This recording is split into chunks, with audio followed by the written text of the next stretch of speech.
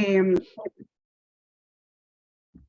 Preparé una pequeña agenda para ustedes, el cual consta de 6 puntos y 22 láminas, aproximadamente 25-30 minutos. Iniciaremos con un overview, reflexionando acerca de lo que es petrofísica. Permiso. Disculpe, Sí, no estamos viendo la pantalla. No se está compartiendo. Espérame un segundo.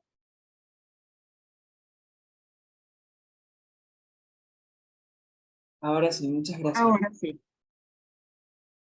Gracias, Daniel. Iniciaremos con un pequeño que mencionaba anteriormente, donde reflejamos la contribución de la petrofísica en la industria petrolera y afines, ¿no? Recordando siempre que petrofísica no es más que aquella rama de la geociencia que se encarga de la cuantificación de las propiedades de la roca y de los fluidos y de los, en el momento específico en que es capturada la información. Forma parte del modelo estático dentro de la cadena de valor del activo. Quisiera traerles esta pequeña lámina donde reflejamos básicamente cómo la petrofísica contribuye en cada una de sus áreas.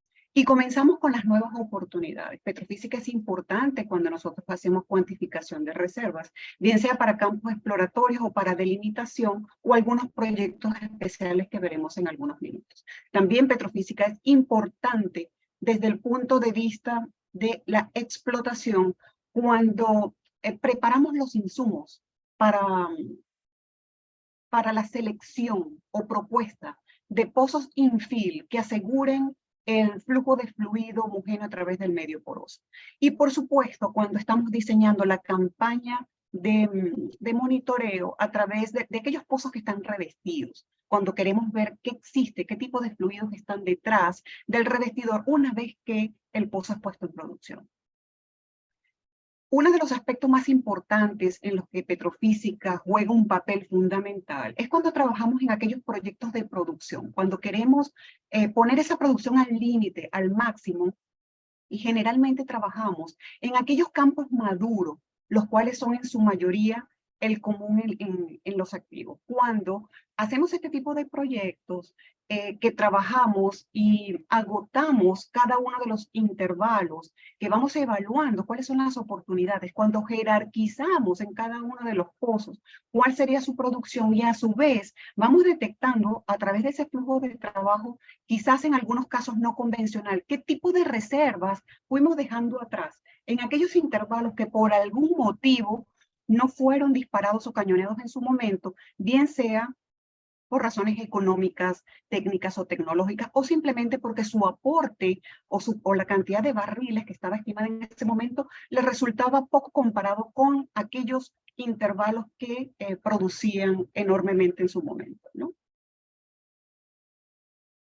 Tenemos el objetivo de hoy, por supuesto, que es cuál es el papel de la petrofísica en aquellos yacimientos que se encuentran en contacto con CO2, bien sea para mantenimiento, incremento o maximizar su producción en aquellos proyectos que son para captura y almacenamiento geológico del mismo. No podemos dejar por detrás que la petrofísica también es importante en aquellos campos que requieren ser cerrados por aspectos económicos. Un modelo petrofísico debe realizarse incluso en esos campos que ya no tienen el potencial esperado, que ya pasaron por la etapa marginal y que se encuentran en su etapa definitiva de cierre, que es más económico cerrarlos que mantenerlos abiertos por efectos de impuestos.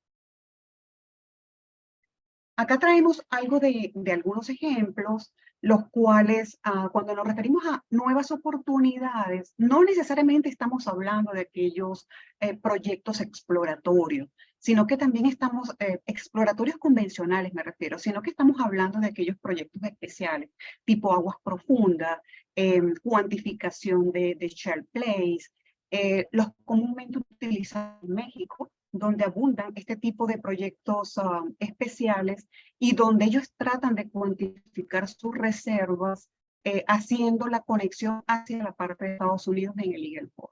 También tenemos en la parte de explotación, y que es muy común en Latinoamérica, que se desarrolle un modelo actualizado de simulación con propuesta con el objetivo de hacer el Field Development Plan para solicitud de presupuesto. La petrofísica generalmente está hecha, pero siempre tenemos información nueva para alimentar nuestros modelos estáticos. Esos modelos estáticos pasan luego a simulación, se hacen las corridas y se sacan aquellos pozos que posiblemente pudieran ayudar a drenar mejor el yacimiento y a su vez sirve para solicitar el presupuesto para explotación y desarrollo del mismo. Mis proyectos preferidos, los de producción al límite, donde obtenemos generalmente los barriles a bajo costo. En este tipo de proyectos, generalmente para un mismo pozo tenemos varias opciones. Hacemos un barrido de todas las oportunidades en función de la disponibilidad de equipos, la disponibilidad de material, el costo.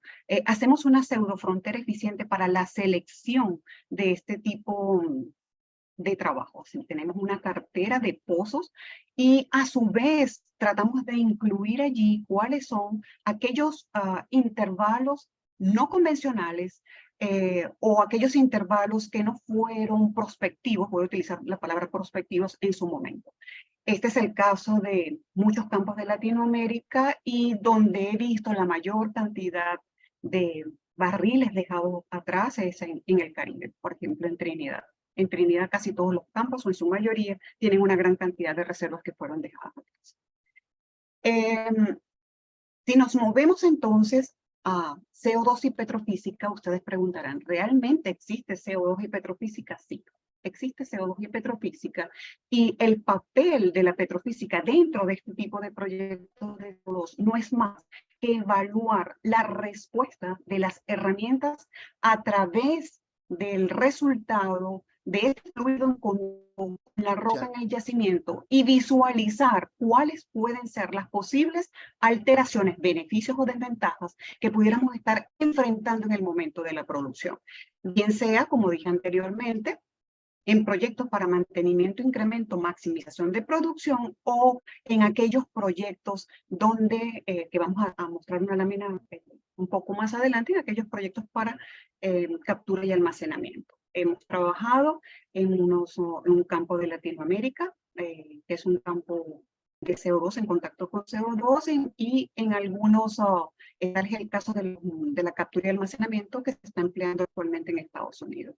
Y los pozos de abandono y cierre, la mayoría de estos campos, por lo menos los que se encuentran en el activo integral Poza Rica Altamira en México, donde tenemos un sinfín de pozos que están dentro de la ciudad, que por cuestiones ambientales, económicas, necesitamos cerrar. Ese tipo de campos actualmente se está cerrando y se lleva con completa eficiencia a través de un flujo petrofísico dentro del flujo completo de G&G de geociencia para modelos estáticos dentro del activo. Voy a pasar entonces a hablar de la petrofísica dentro de la caracterización. ¿Cómo hacemos esto? Esto lo hacemos mediante la integración, bien sea de registros convencionales, no convencionales, en flujos de trabajo que son modernos, que consideran todo tipo de información, bien sea de yacimiento, de perforación, incluimos información hasta de ripios, mineralogía, producciones. La clave y éxito en este tipo de flujos de trabajos es la integración del resultado de la evaluación petrofísica con el resto de la información que coexiste con el resto de las disciplinas. Es decir, que nosotros, una vez que armamos un modelo, que colocamos los intervalos, que visualizamos cuál es el posible efecto que tienen los fluidos, la roca, sus posibles alteraciones, lo colocamos en sinergia con el resto de las disciplinas dentro de un equipo multidisciplinario, la cual se encarga de validar y cuál sería el comportamiento de ese yacimiento. ¿Está respetando el comportamiento del yacimiento? ¿Está reflejando realmente lo que necesitamos ver? Ya lo veremos. les traigo un ejemplo donde podemos visualizarlo con un poco más de detalle.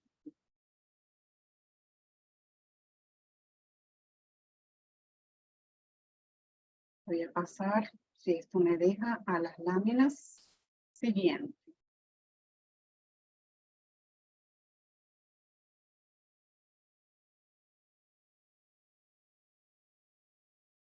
¿Me están escuchando? Daniel, ¿estás allí?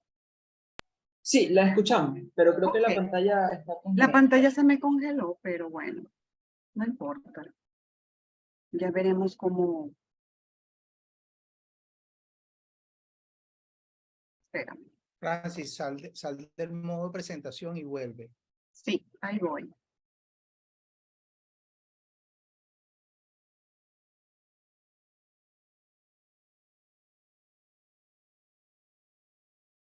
Ok. Regreso entonces a la metodología. En esta oportunidad les traigo dos láminas donde voy a reflejar la metodología y voy a iniciar con la siguiente. Iniciaré con el flujo de trabajo de evaluación petrofísica, en este caso, que es el tema el cual nos atañe hoy día. El flujo de trabajo propuesto y publicado por la SP en el año 2013 por la Agencia de Protección Ambiental de los Estados Unidos y el cual refleja que el flujo de trabajo debe desarrollarse en tres grandes fases. Una primera fase de preinyección, donde nosotros revisamos el área de interés, el área donde vamos a realizar la inyección. En la segunda fase, donde se verifique, se valida la información disponible, para luego pasar a la fase de inyección, de prueba y monitoreo, y por último a la fase de post-inyección y planificación con los planes de emergencia. Voy a colocar algunas actividades principales. A mí este flujo de trabajo de la EPA me parece fascinante, ya que este flujo de trabajo es uno de los más completos que he visto. Es el flujo de trabajo que contiene todas las actividades que debería realizar un petrofísico correspondiente a cualquier activo en función de la información que tenga. Sin embargo, podemos partir de este flujo de trabajo, modificarlo y aplicar a zonas convencionales, no convencionales, proyectos de productividad, etcétera. Sin embargo, este flujo de trabajo está diseñado para asegurar el éxito de un proyecto con captura y almacenamiento de CO2.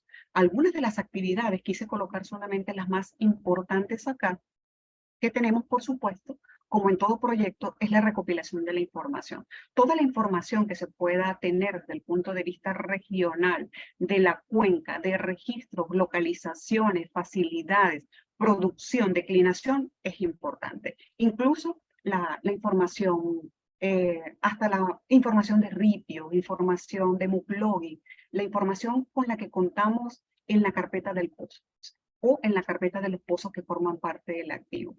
Por supuesto, dentro de esta fase, generalmente trabajamos con un programa de diseño para adquisición de registro en función de la información que está faltante. Una vez que nosotros revisamos, generalmente en un modelo o en un activo convencional, la información valiosa se encuentra en aquellas formaciones que en algún momento fueron productores.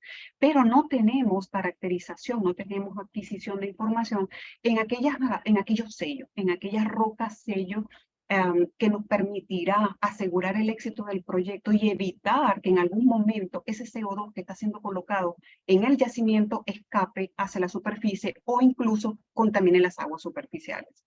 De allí que es requisito indispensable tener núcleos disponibles para realizar los cálculos correspondientes, los cálculos de ajustes núcleo-perfil, los cálculos en función de porosidad o de permeabilidad en función de porosidad, y por supuesto no será suficiente con aplicar ecuaciones tipo Whelan, Pitman, Tomir, sino que debemos generar para cada tipo de horizonte de formación disponible que esté involucrada en el proceso los tipos de roca, tipificarlos por índice de calidad de roca, ver las zonas de flujo, ver qué tipo de permeabilidad, cómo se está comportando, y el ajuste con núcleo en este momento es de suma importancia.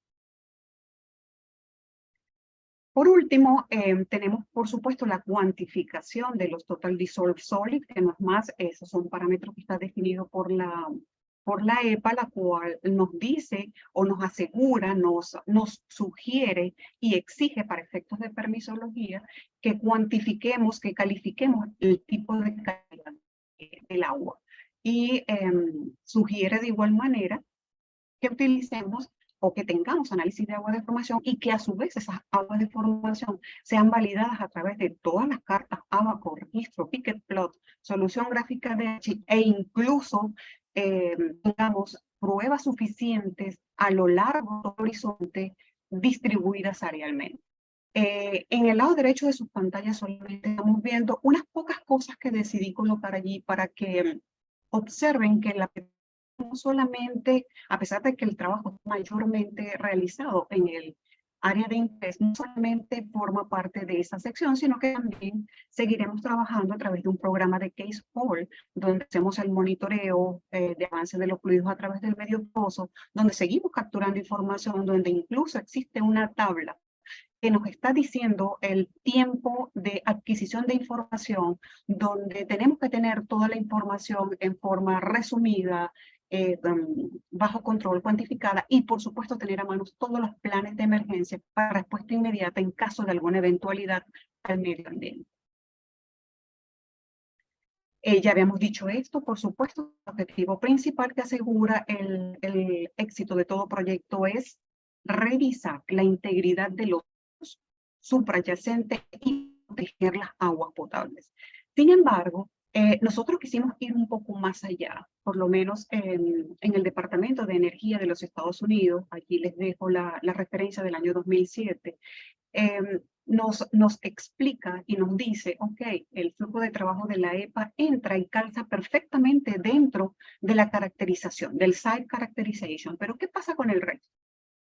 Sí, el resto de la información, cuando estamos ubicando y hacemos el screening a nivel de cuenca, a nivel regional, donde por cierto contamos con bases de datos y compañías que se especializan en esto, como es el caso de TGS, ese tipo de información la visualizamos y nos sirve para revisar de una manera muy gruesa cuáles serían los posibles sitios que pensamos o que están o que califican para hacer el potencial almacenamiento. También ese Departamento de Energía de los Estados Unidos, en su referencia de BPM, menciona que para la selección del sitio, allí realizamos una especie de actividad donde toda la información, modelos disponibles que tenemos, los revisamos cuidadosamente. Teniendo en consideración que ya tenemos una preselección de un área y ahí comenzamos a visualizar toda la información que tenemos. Sin embargo, en la próxima fase, que es el Site Characterization, entonces nosotros decimos, bien, ¿qué información me está faltando ahora para yo poder avanzar y generar toda la serie de permisos para sometimiento a los entes regulatorios? Es decir, que nosotros tenemos un flujo de trabajo general propuesto por el Departamento de Energía de los Estados Unidos y un flujo un poco más específico, en este caso amoldado directamente a Petrofísica para la selección del área, el sitio de caracterización para posible zona potencial de inyección o para captura y almacenamiento.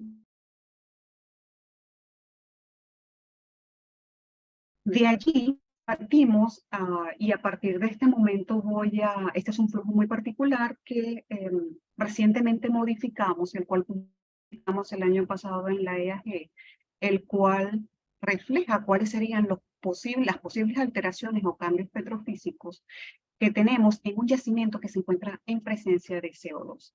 Esta publicación es la más reciente, partimos del flujo general que les acabo de mostrar y amoldamos y modificamos en función de la información para evaluación de este yacimiento.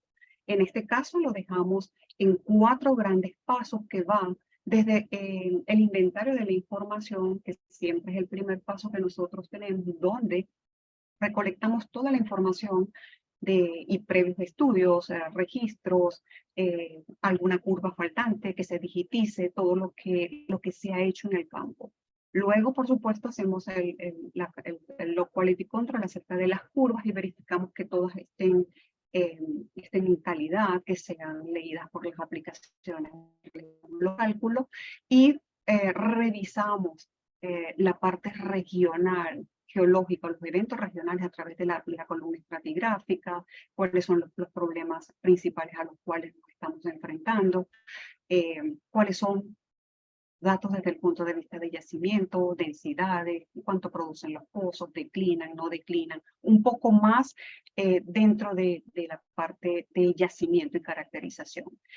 Cuando hablamos de petrofísica como tal, nosotros construimos el modelo petrofísico especialmente para este. Un flujo de trabajo es un algoritmo que es un algoritmo abierto que corremos a través de una aplicación donde nos da la posibilidad construida en casa. Es un flujo de trabajo que tenemos especialmente para un algoritmo que tenemos especialmente para este tipo de proyectos, donde nosotros nos da la flexibilidad de cambiar o de intercambiar algoritmos, de hacer pruebas. Todos los campos se comportan de manera diferente. Está bien, es un campo de arenas limpias, masivas. La bibliografía sugiere que nosotros podemos utilizar un tipo ¿no? de ecuaciones, sin embargo, siempre hacemos pruebas adicionales. Utilizamos todos los registros disponibles, verificamos que haya o no intervalos adicionales, que tengamos o no geomecánica, que sean frágiles, que sean dúctiles. Y por supuesto, en la medida que vamos generando este tipo de información, vamos cotejando con la información, por ejemplo, como el caso de difracción de rayos X que teníamos en este caso, vamos cotejando el volumen de arcilla con diferentes algoritmos que haga honor a la información que tenemos. Vamos calculando porosidades y permeabilidades. En este caso no tenemos núcleo, pero tenemos información de registros convencionales como neutrón, densidad sónico, y tenemos una resonancia magnética que para estos efectos vamos a trabajar sin procesamiento. ¿Ok? O sea, no vamos a trabajar data cruda, solamente queremos ver el efecto del CO2 y cómo está interactuando con esta roca. Y por supuesto, los cálculos acostumbrados de saturación de agua.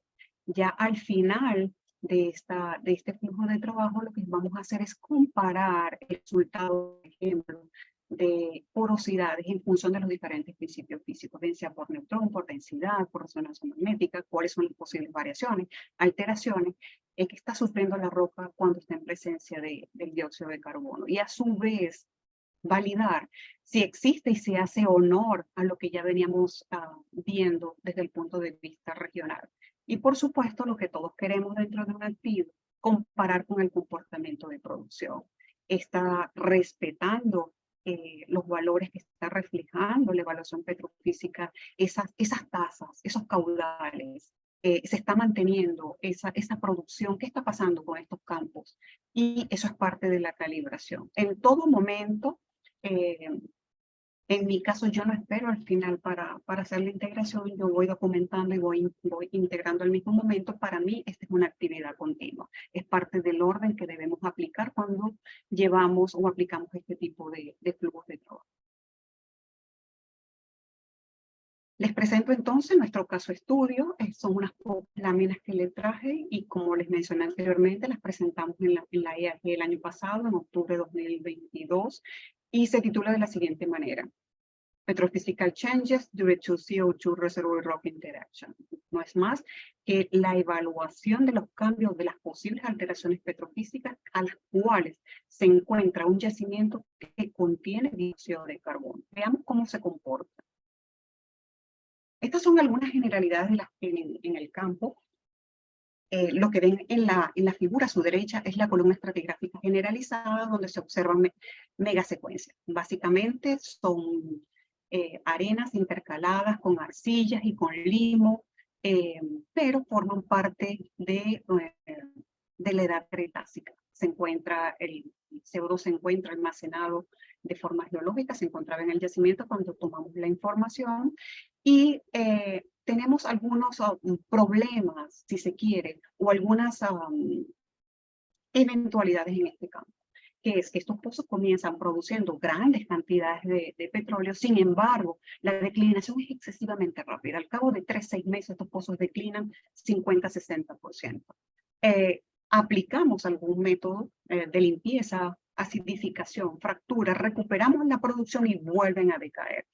Se trata de arenas masivas, arenas porosas, permeables. La cuenca es en forma de cuña, lo cual favorece la acumulación de fluido, y tenemos un acuífero de fondo. Estos espesores están variando entre 30 a 300 pies, o sea que es bastante variable. Esto es parte de los resultados. Acá nosotros vimos la construcción del físico. Lo ven en sus pantallas, es la salida de la electrofísica que contiene 6 tracks. Le colocamos números para facilitarles la lectura. En el track número 1 es el track de correlación, donde tenemos gamma ray, y observamos 2 grandes zonas.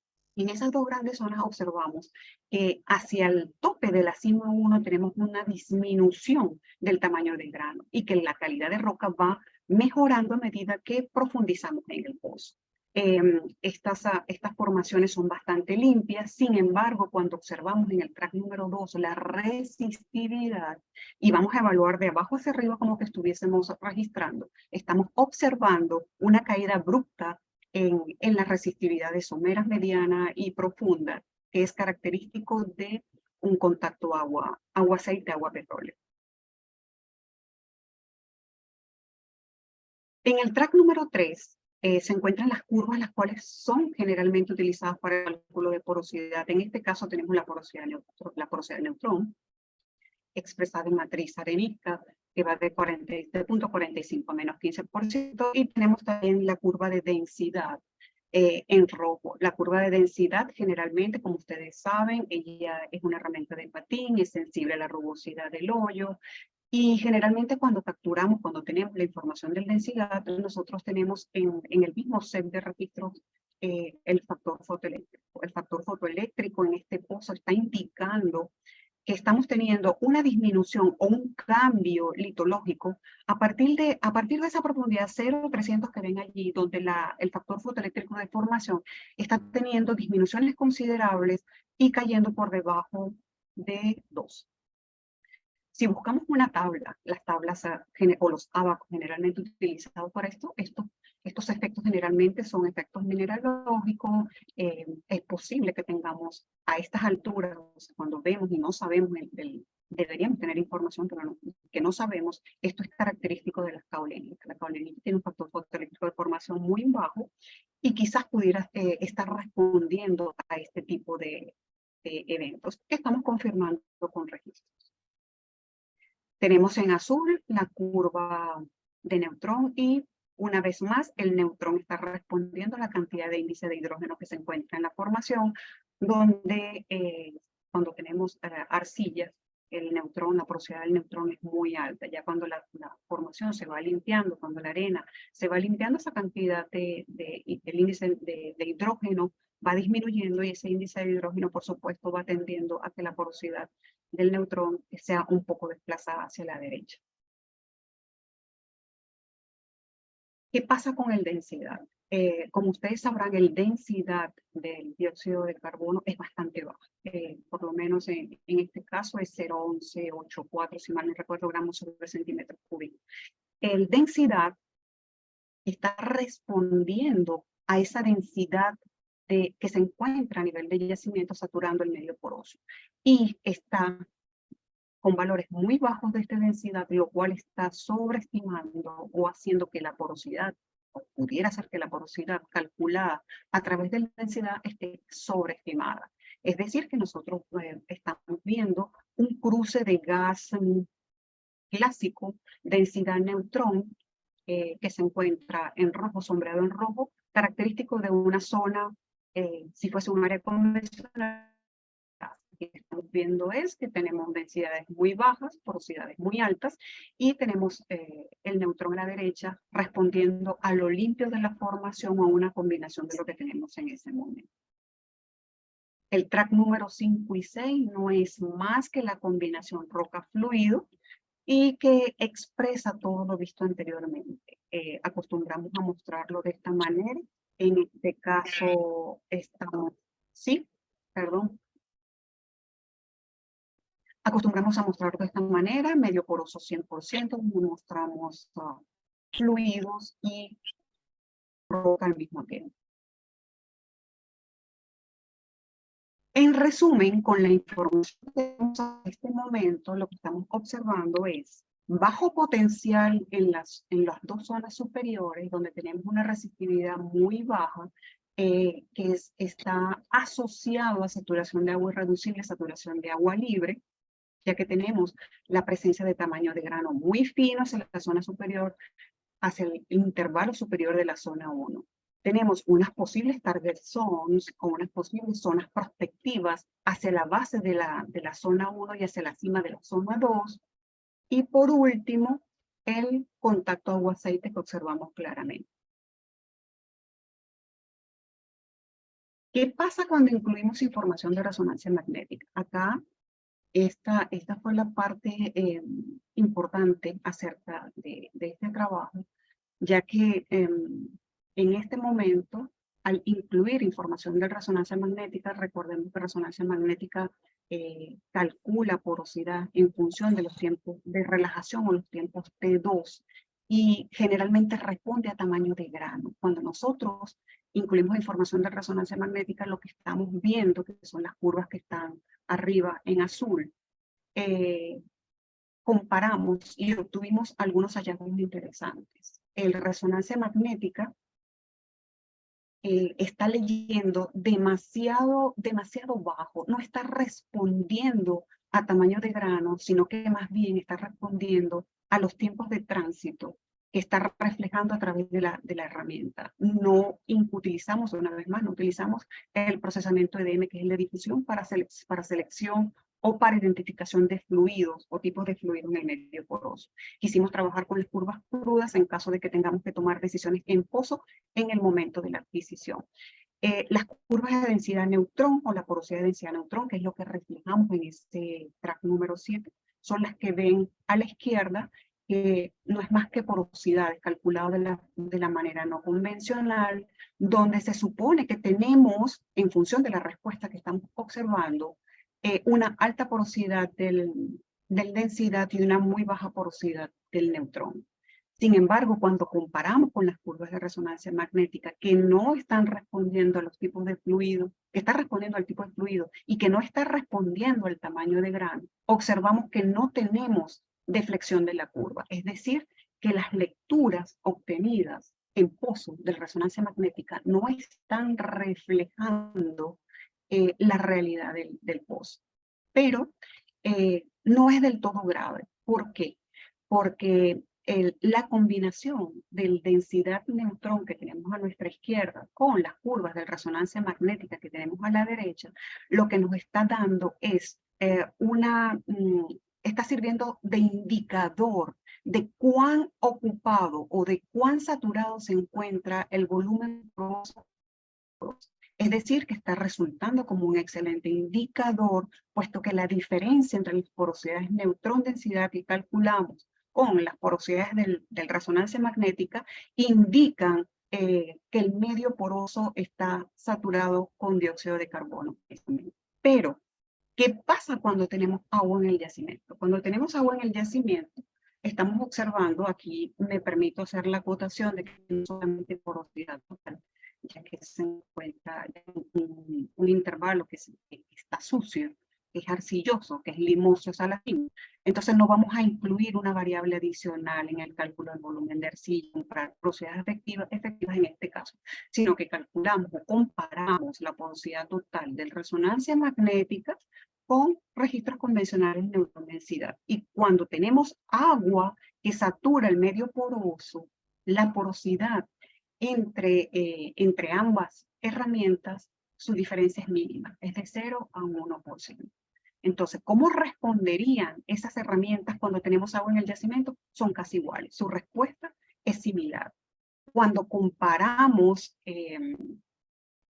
esas formaciones donde el CO2 se encuentra presente y no tenemos agua, según lo que indican los registros, que tenemos muy poca cantidad de agua, en condiciones de equilibrio, las variaciones en la porosidad efectiva, y acá utilizaremos porosidad efectiva, puesto que las formaciones son limpias. Porosidad efectiva igual a la total en este momento, serían o estarían variando entre 9 y 17%. lo cual significa que para una formación que es porosa, que es permeable, que puede tener valores de porosidad 19, 20%, indicaría que estas variaciones de hasta 17% pueden indicar que el 80% del volumen poroso está siendo ocupado por el dióxido de carbono. Entonces, estos son algunos hallazgos que conseguimos cuando comparamos los resultados obtenidos por diferentes principios físicos de las herramientas bajados a condiciones estáticas. Recuerden que una vez que comienza la producción en el pozo, las condiciones cambian. Yo estoy viendo la fotografía de lo que está pasando en el pozo en el momento en que estoy tomando la información. Estoy a condiciones estáticas. Es decir, que no estoy viendo cambios en porosidad en estos momentos que me justifique la declinación alta que estoy teniendo en el pozo. Porque este pozo que comenzó produciendo 800 barriles, entonces está produciendo al cabo de 3 meses 250 a 300 barriles, eso ya lo vamos a ver. Comenzamos el ajuste entonces de los resultados, comenzamos a interactuar con el resto de las disciplinas y acá lo que tengo es que en este pozo que anteriormente había presentado, que es el pozo número 1, tenemos la distracción de rayos X, que nos dice que no tenemos calcita, que el mineral predominante es cuarzo y que el volumen o que la arcilla se encuentra presente en algunos casos en puntuales hasta 9%, pero que más del 90% del mineral presente en las arcillas es caolinita. Es decir, que la caolinita, considerado como la arcilla migratoria, una similar al talco que se encuentra en suspensión, que generalmente ya tiende a moverse y encontrarse en forma suspendida, se encuentra presente y como está en pocas cantidades, quizás a través de registro no se observa tan claramente, pero se encuentra presente en la formación. ¿Qué pasa cuando comparamos el resultado de la petrofísica con el comportamiento real del pozo? Aquí tenemos 4 pozos. Nuestro pozo en particular es el pozo número 1. Como dijimos anteriormente, comenzó produciendo 800 barriles.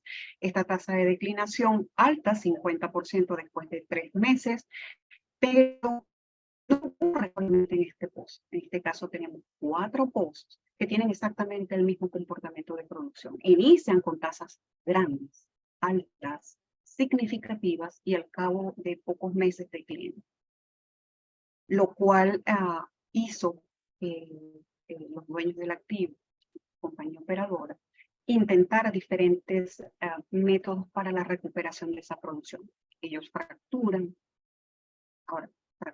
obtienen, recuperan tasas nuevamente altas y al cabo de 2 meses vuelven a declinar. Entonces,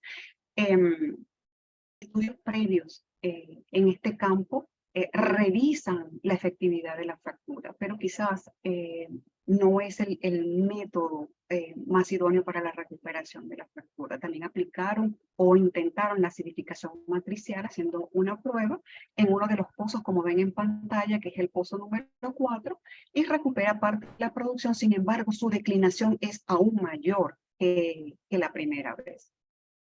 Lo que nos hace pensar lo siguiente: interactuando con el equipo de yacimiento con el cual trabajamos este campo, con el cual hicimos este trabajo, el equipo de MOUS, llegamos a la conclusión de que cuando tenemos condiciones originales, condiciones iniciales, que el pozo no ha sido abierto a producción, la presencia del dióxido de carbono favorece la calidad de la roca.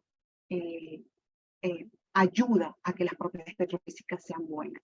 Pero una vez que el pozo es abierto a producción, toda esa turbulencia que genera esas altas tasas bajo las cuales se está produciendo, genera un desbalance e induce a la migración de los finos que se encuentran presentes y, por supuesto, la precipitación de la calcita, que ocasiona taponamiento de los poros e incluso afecta directamente la tasa de producción de los pozos. Y eso es lo que les traigo a continuación, en base a todo lo que ya hemos conversado, que sí hemos observado en conclusión alteraciones petrofísicas ¿Desde qué punto de vista? Desde el punto de vista de que el dióxido de carbono puede afectar algunas lecturas, bien sea como la intensidad en mayor proporción o en resonancia magnética.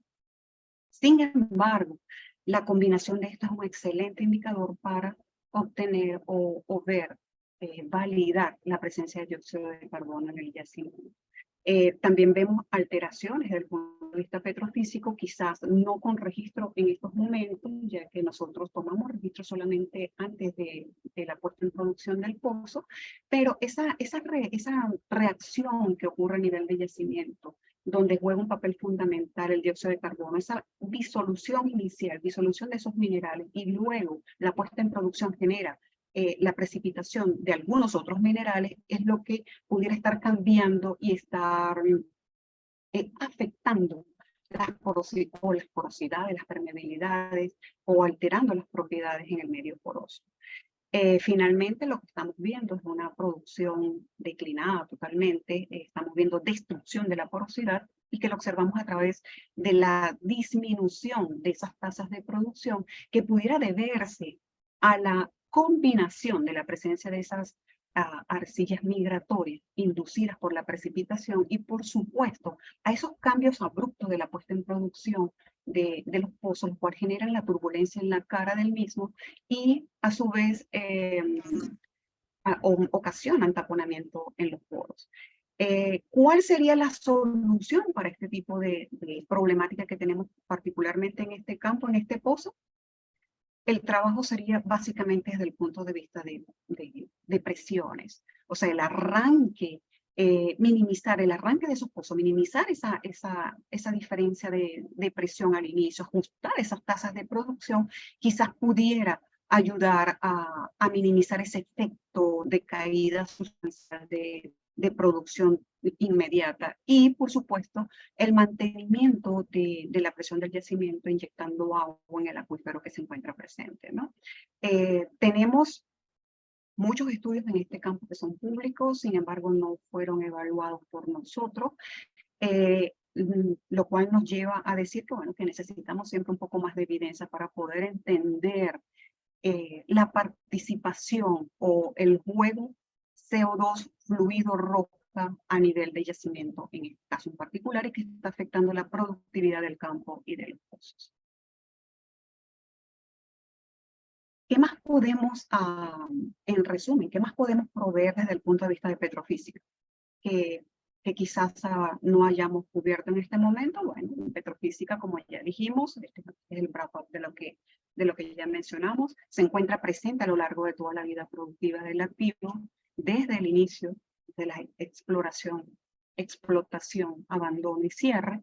Es especialista obteniendo y ayudando a recoger los mangos bajitos, como decimos por acá, a incorporar esos barriles a bajo costo, a proveer métricas para disminuir riesgo, a proveer métricas para solicitud de presupuesto, para monitoreo a través del plan de registros a hueco entubado y, por supuesto, de las más importantes, en la caracterización del yacimiento para almacenamiento y captura, así como revisar cuál sería la respuesta de las herramientas para cada caso en particular, de las herramientas de registro, de adquisición a hueco abierto o entubado, en presencia de CO2 y en un yacimiento determinado.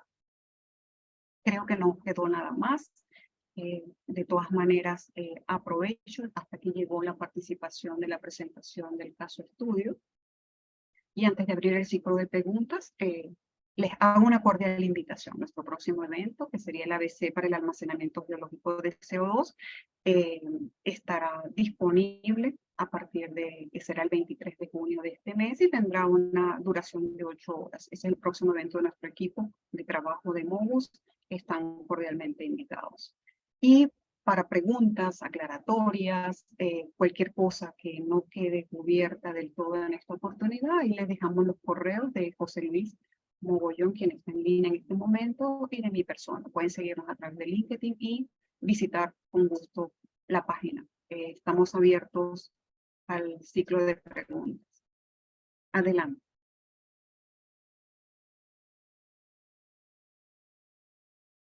Muchas gracias, excelente presentación. Bueno, ahora podemos iniciar con el ciclo de preguntas. En este momento, los participantes que quieran encender su micrófono pueden levantar la mano y en otro caso también pueden utilizar el chat y podemos leer la pregunta. Ahorita vemos que Joseph tiene la mano levantada. Adelante, Joseph. Hola, muy buenas tardes, profesora. Bienvenida. Me encantó su intervención, ¿ok? Me gustaría preguntarle si tienen actualmente algunos avances con algunas técnicas que se están proponiendo ya para el aumento de las producciones de los distintos pozos, ¿sí? Ya que como usted comenta que el método de la fractura no es tan favorable, ¿qué otro tipo de métodos se estarían usando actualmente?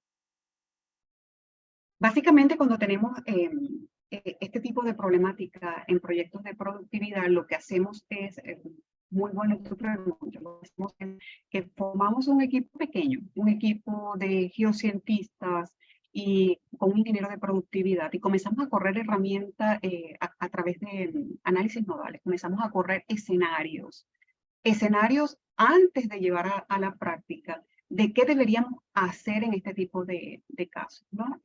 Lo que hemos hecho, e incluso lo hemos hecho acá en Venezuela, es que traemos al equipo tecnológico que tengamos en casa, en el cliente, o contactamos en función de las necesidades. Por lo menos en el caso de Furrial, hicimos un proyecto donde se propuso el uso de membranas para captura de CO2 en pozo. Pero como te digo, cada caso es particular. Eso va a depender de las características del yacimiento, incluso dependiendo de si son arenas, si son arcillas. En pozos, por ejemplo, como el de México, que se me vienen a continuación a la mente, en el activo integral Poza Rica Altamira, lo que hacíamos era de que proponíamos un cambio de intervalo, más que todo es técnico, porque eran pozos de campos maduros. Cambiamos el intervalo durante el fin de semana, cerrábamos 3-4 días, y en ese caso los pozos restauraban bastante rápido. Al cabo de una semana volvíamos a abrir, recuperábamos nuevamente producción, o sea, como que dejábamos en reposo el intervalo. Depende del yacimiento, puede ser un flujo más que todo, no con cuestiones tan técnicas como la implementación de las membranas de captura de CO2, pero puede ser soluciones sencillas, un cambio de intervalo, cerramos por unos pocos días, esperamos que se rearreglen los fluidos. Eso básicamente es lo que hemos hecho. ¿Contesto tu pregunta, Joseph? Sí, bastante bien, profesora. Muchísimas gracias. Bueno, en mi caso soy estudiante de la Escuela de Física. Me interesa mucho el área de la geofísica. Bueno, y estoy encantadísimo con esta presentación, profesora. Un placer. Me gustaría sus contactos para tener un poco más de información, si es tan amable. Claro que sí, Joseph. Todo el que necesites. Ahí dejé en la presentación mi contacto y puedes hacerlo. Aprovechando de que eres de la parte física, allí y te interesa la parte de física, y lo que hacemos es el cálculo de propiedades mecánicas, módulos de Young, Poisson, y es para seleccionar cuáles de los intervalos son frágiles y cuáles son dúctiles que pudieran comportarse de manera favorable a la producción. Eso te va a servir y te va a encantar. Agradecido, profesora. Muchas gracias por la respuesta y por la pregunta. Por el chat, bueno, están felicitando, están comentando que ha sido una excelente presentación. Por acá tenemos una pregunta. Profe, ¿algún autor actualizado o alguna publicaciones que usted considere fundamentales para el tema?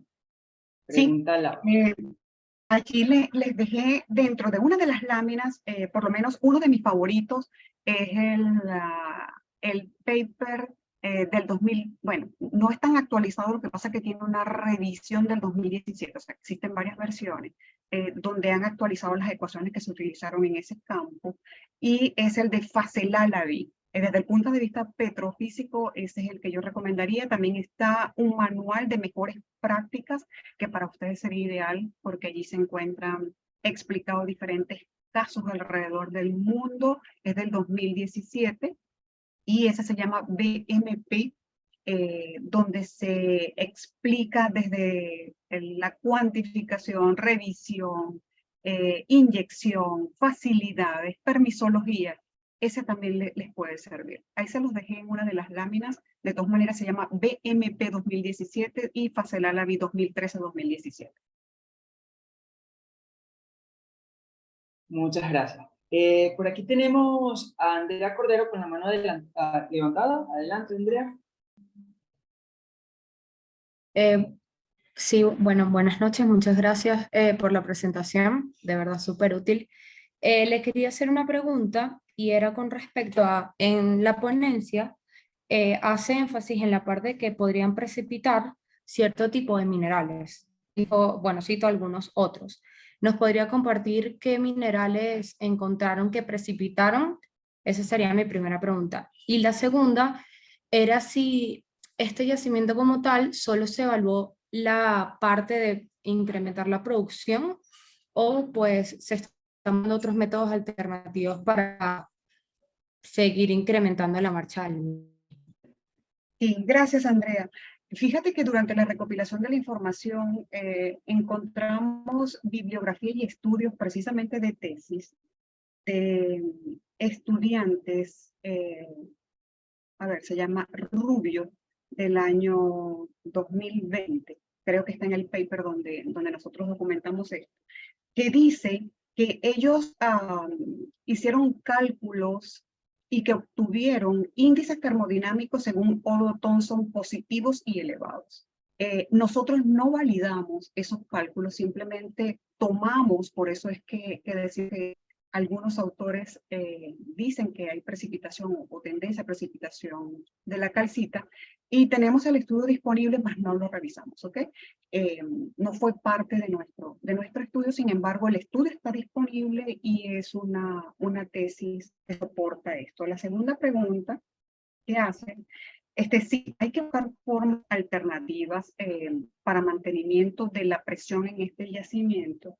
Y hasta donde nosotros estuvimos viendo, por supuesto, por eso que se recomienda, el ingeniero de yacimiento de nuestro grupo, dice, estamos produciendo agua, porque estos pozos producen algo de agua, inyectémoslas abajo nuevamente, inyectémoslas en el fondo, mantengamos la presión e incluso si tenemos mayor disponibilidad previo análisis de compatibilidad, volvamos o inyectemos un poco más para asegurar una eficiencia de barrido acorde al yacimiento. Sin embargo, que hayamos hecho nosotros algún screening para validar si algún otro método aplica o no, no lo hicimos, no lo hemos hecho todavía y bueno, quizás tengamos la oportunidad de hacerlo en algún momento, pero no lo hemos hecho. Solamente recomendamos mantener la presión a través de la inyección mientras producimos o inyección de agua mientras estamos produciendo en este campo. Muchas gracias. ¿Está tu pregunta, Andrea? Sí, perfecto, gracias. De nada. Muchas gracias, Andrea, por la consulta y gracias, profesora. Continuamos ahora con Edgardo, que tiene la mano levantada. Adelante, Edgardo. Hola, buenas tardes, ¿qué tal? Muy buena presentación. Primero que nada, gracias. Tenía la siguiente pregunta, no sé si es una pregunta sencilla o compleja, pero es algo que siempre me da un poco de confusión. ¿Qué indicadores entre la petrofísica debemos buscar para saber qué tipo de gas tenemos en caso tal? Porque... Casi no oigo, Edgardo. Por favor, abra un poquito Aló, más alto. aló, ¿me puede escuchar? Edgardo, ¿Ahora un sí? poquito más alto, por favor. ¿Me puede escuchar ahora en este momento? Sí, ahora sí. Ahora sí. Ah, ok, Ajá. perfecto. Bueno, muchas gracias por la presentación, ¿sí? Primero que nada. Y mi siguiente pregunta es porque se me hace un poco confuso a veces de qué indicadores debemos buscar dentro de la petrofísica para saber qué tipo de gas tenemos. ¿Tenemos CO2 o otro tipo de gas? O bueno, qué proporciones. de gas tenemos? Es una pregunta. Y en caso tal, se puede recomendar una bibliografía, pues sería le agradecido. Edgardo, precisamente hoy día estamos trabajando en el algoritmo solamente para determinar en el algoritmo que utilizamos para evaluación petrofísica si es gas adsorb o gas libre, ¿ok? Es la única forma o los únicos cálculos que podemos incluir. Lo que pasa es que necesitamos más información para ajuste a nivel de campo. Pero desde el punto de vista del flujo de trabajo no convencional, lo único que podemos discretizar por ahora es qué tanto de ese gas es movible y cuál es el que está adherido a la capa, a la roca. Es lo único que podemos hacer. Lo tenemos implementado, mas no lo mostramos en este estudio. Vale, chévere. Bueno, sería de interés. Bueno, cualquier información que tenga respecto. Déjame buscarte un paper de donde obtuve alguna información y te envío. ¿Te parece? Vale, chévere. Bueno, no sé qué contacto, dejo mi contacto en el chat. Yo te lo envío a través de Daniel. ¿Está bien? Bueno, chévere. Vale, perfecto. Muchas gracias. Excelente. Creo que por ahí teníamos una pregunta adicional que me interesa. Discúlpenme, Francis, creo que en las referencias del paper de la EAGE les van a ser interesantes. O sea, que pueden tomar ese paper y ver las referencias allí. Cierto. Bueno, por acá tenemos una pregunta en el chat de Sergio. Dice, felicidades, excelente presentación. Mi pregunta sería, ¿qué factor me puede afectar la lectura de las herramientas resistivas hasta el punto de que las lecturas de la herramienta se satura y da lecturas por encima de 2000 ohms? Gracias. Es correcto. Generalmente, cuando tenemos herramientas, las herramientas de nueva tecnología hoy día casi no se saturan, pero generalmente la salinidad es un factor importante que saturen estas lecturas. Por ejemplo, México Activo Integral Cantarell. En el activo integral Cantarell tenemos salinidades, formaciones cretásicas, una formación de brecha fracturada, doble, triple porosidad, donde las resistividades por encima de los 2000 ohmiómetros están completamente saturadas, indistintamente de la herramienta que bajes. La temperatura es un factor, la salinidad es un factor, y en el Golfo de México las dos cosas combinadas están haciendo que esa lectura ya por encima de 2000 ya no lee, se ven como una tabla, ¿no? Sin embargo, para efectos de estudio, cada compañía tiene un libro de cartas, Schlumberger, Halliburton. En ese libro de cartas existen algunos ábacos, los cuales te dan una idea de, en función de las características de tu yacimiento, seleccionar si vas a utilizar un doble lateral lock, un array induction tool o uno de espaciamiento largo, X, cualquier tipo de información. Entonces, mi recomendación cuando estemos en pozo, que era lo que generalmente hacemos desde el punto de vista operacional, antes o durante la preparación del set de herramientas que vamos a bajar en pozo, hay que reunirse con el geólogo operacional para visualizar cuáles son las características del yacimiento y seleccionar cuál es la herramienta que vamos a bajar y que le calce perfectamente a tu yacimiento.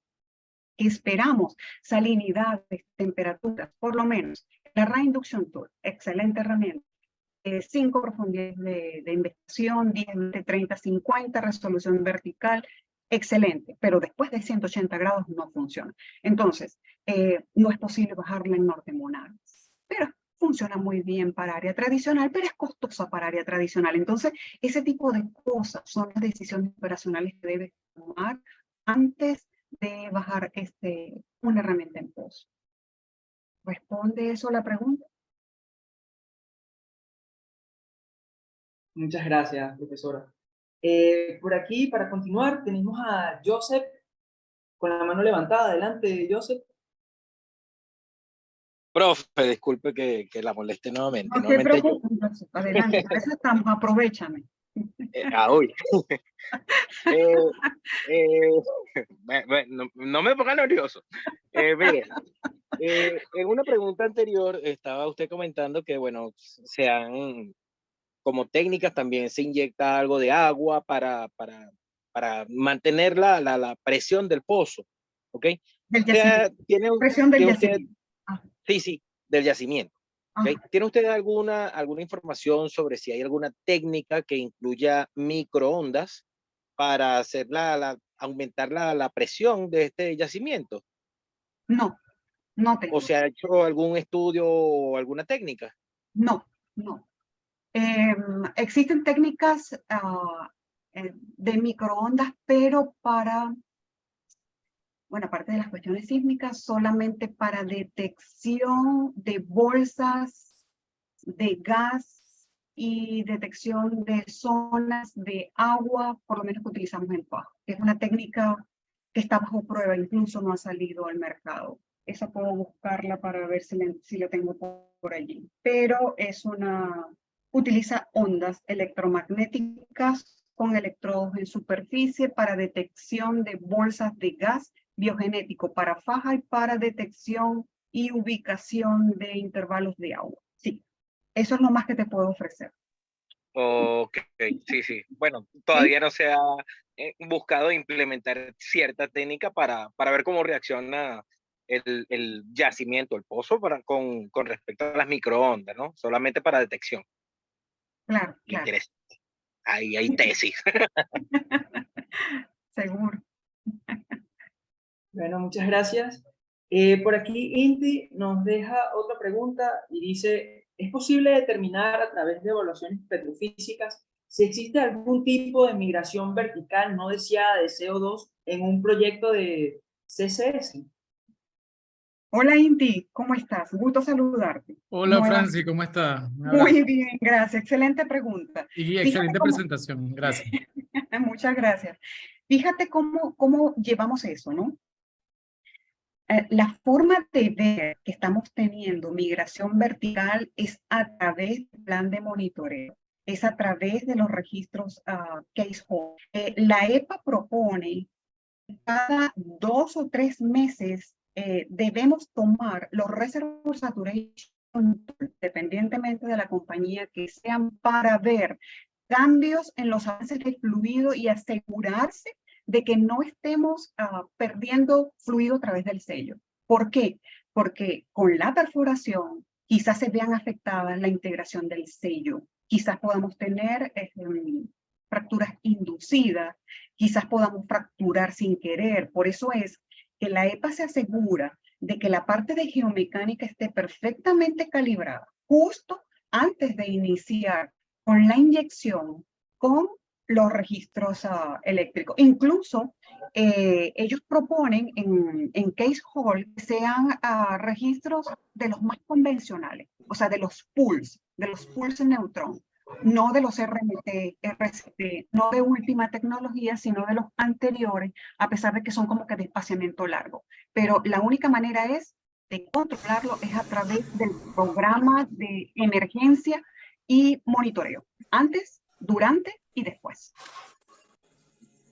O sea que en el caso de los permisos clase 6 para este tipo de proyectos, se haría la evaluación convencional para caracterización del site y luego la siguiente fase en donde la petrofísica sería clave sería la fase de monitoreo, ¿no? De todo, después de que ya se diseña digamos, el arreglo para inyección. En caracterización. Para inyección y monitoreo, ¿no? Exacto. Tienes por lo menos la parte del screening, allí no vas a hacer ningún tipo de cálculo. En el site solamente vas a validar la información que tienes. En el Reservoir Characterization es donde te vas a asegurar de adquirir la información previo a la inyección y ya luego cuando pasas a la selección del área potencial y vas nuevamente a la implementación, todo el plan y la petrofísica viene desde el punto de vista de monitoreo. Sónico entubado, pulse neutrón, reservoir saturation tools o RMT o el monitoreo, lo que sea. Pero es full prueba al principio. Bueno, el clase 6 tú lo has visto, ya veo que lo manejas.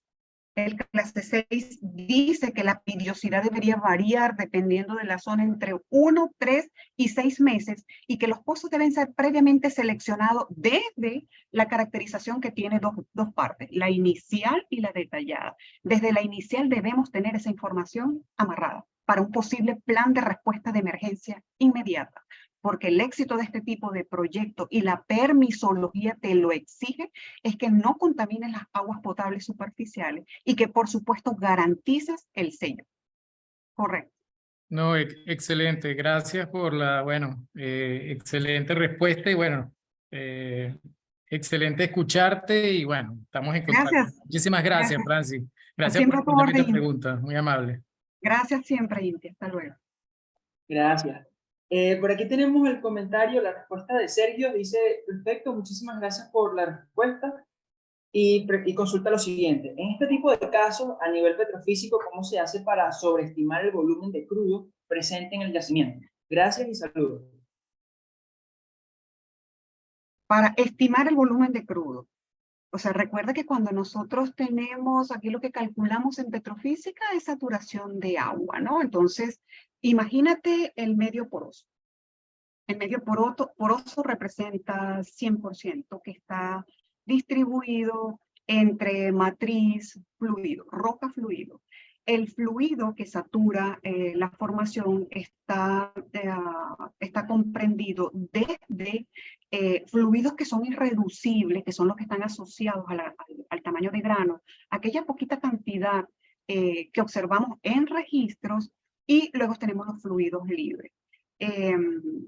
Algunas personas, o sea, por lo menos en mi caso, yo no trabajo con saturaciones de hidrocarburos desde el punto de vista petrofísico, sino que yo más bien trabajo con la variable que se llama Bulk Volume Water, que no es más que la expresión que nos indica qué tanto de ese medio poroso se encuentra saturado con agua. Y ya lo demás pudiera ser, y que puedas ajustar, por supuesto, con presiones capilares y con núcleo en función del tamaño de grano y del tipo de roca presente en la formación, ¿cuál sería la discretización de esa saturación de agua irreducible? Si tienes un solo tipo de roca, recuerda que vas a tener una curva para cada tipo de roca, y a su vez cada una de ellas tiene un comportamiento independiente con saturaciones de agua irreducibles y movibles. Ahora bien, la respuesta rápida, cuando quieras hacer algo desde el punto de vista petrofísico, si corres una resonancia magnética y está calibrado en una zona como esta, para tiempos T2, generalmente calibramos 33 milisegundos. Nosotros nos da una idea en resonancia magnética de la envolvente que estás teniendo, de esos fluidos que están presentes en la formación son producibles o irreducibles. Es decir, si nosotros en una resonancia magnética de campo sin procesamiento estamos recibiendo a boca de pozos, estamos en capacidad de decir el fluido que está en ese momento pegado de la pared del pozo es más que todo producible o irreducible.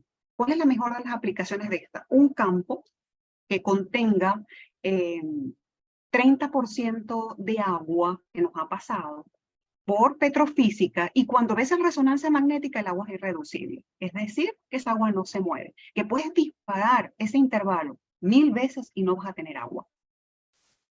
Y eso lo ves como una herramienta de nueva generación, como una herramienta de resonancia magnética, incluso sin procesamiento. Puedes tomar decisiones para selección de intervalo de disparo a boca de pozo. Muchas gracias, profesora. Bueno, por ahora no hay más preguntas en el chat. No sé si tienen alguna última consulta. Podemos aprovechar a la profesora, su conocimiento. Bueno, por aquí comentan, excelente respuesta, dice Sergio. Saludos. Gracias. Bueno, entonces ya para finalizar, les quiero invitar al próximo seminario a realizarse en el mes de junio, que estará a cargo de la doctora María Antonieta Lorente de la Universidad Central de Venezuela, con la ponencia sobre análisis S2S, Source to Sink, y su importancia en el entendimiento de los sistemas sedimentarios. El día será el 27 de junio de 2023 a las 6 p.m. Bueno, ya podemos dar por finalizado la excelente presentación de la profesora Francis. Muchas gracias, profesora. Muchas gracias a todos los asistentes. Gracias, a tu orden. Muchas gracias por la invitación. Contenta de estar aquí con ustedes. Gracias. Gracias, Francis. Gracias. Esta es una excelente presentación. Gracias, Liliana. Muchas gracias. Sí. Abrazo para ustedes. Sí, señor. Igual un abrazo y bueno, feliz noche para todos. Y gracias, Gracias. Daniel, por tu apoyo como moderador en este seminario. No, gracias, profe. Siempre es un gusto. Voy en este momento a terminar la grabación.